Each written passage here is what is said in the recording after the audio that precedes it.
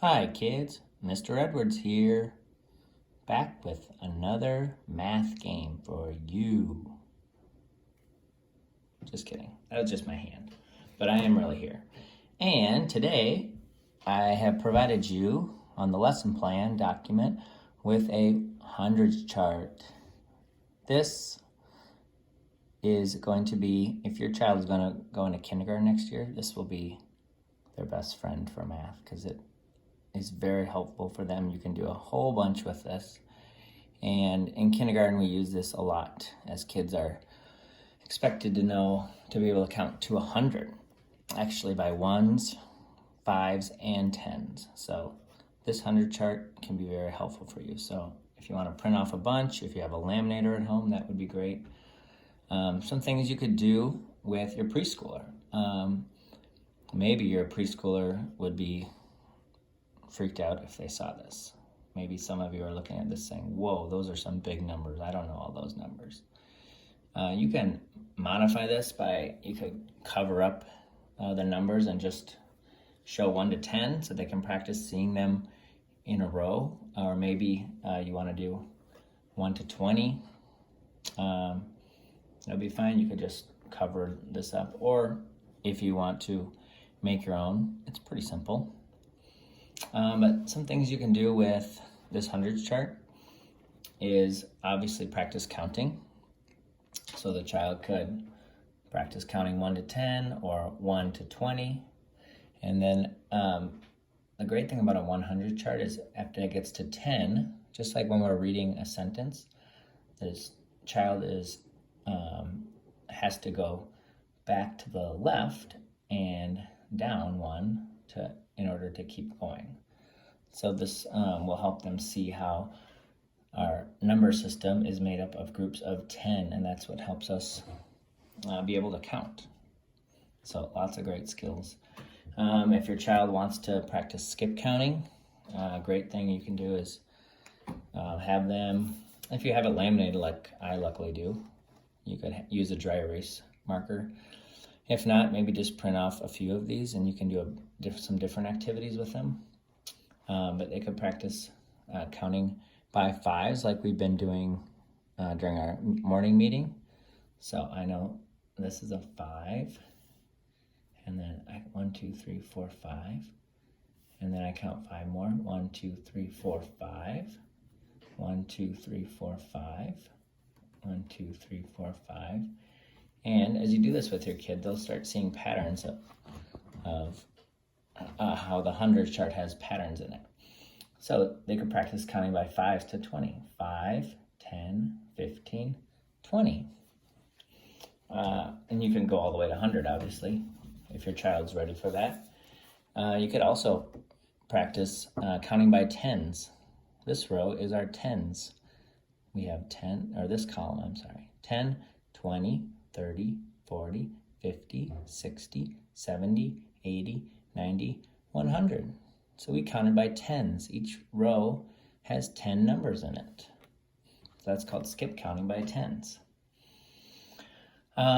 Another game you could do, again, modified as necessary. If you need to have less of these numbers, that's great. But some students are ready for a challenge and are getting to know their numbers to 100. So you could simply say, or you could make number cards. You could tell your child, could you find the number 24, point to it, or circle it, and they would have to find the number 24. So some of them might start at 1 and count 1, 2, 3, 4, 5, 6, 7, 8, 9, 10, 11, 12, 13, 14, 15, 16, 17, 18, 19, 20, 21, 22, 23, 24. They could find it out that way. Or, there, they circled it. Or, maybe you're ready to, maybe you know the number 24 starts with a 2. So you could go down and find the row that's all the 20s. 21, 22, 23, 24. You could also find 24 by using the columns. This is a little trickier, but this is a column that ends in 4. So I know that 24 must be here. There it is, 24. So again, don't get freaked out by this. If this is just to push your child if they're ready to know their numbers to 100.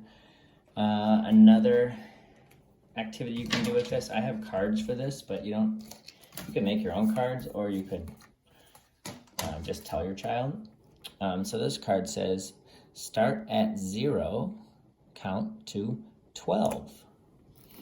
So this is good because it helps your child know the idea of when to stop. So a lot of times kids, they start counting and they'll just keep going, but this actually challenges them to acknowledge when they get to 12, they're going to stop.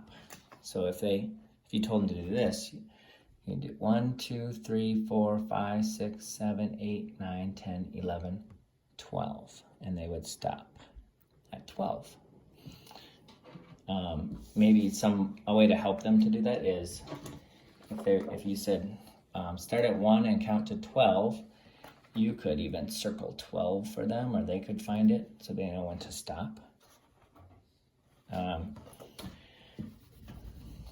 You could also, if they're ready for a challenge, they could count backwards. This says start at 20, count backwards to 0.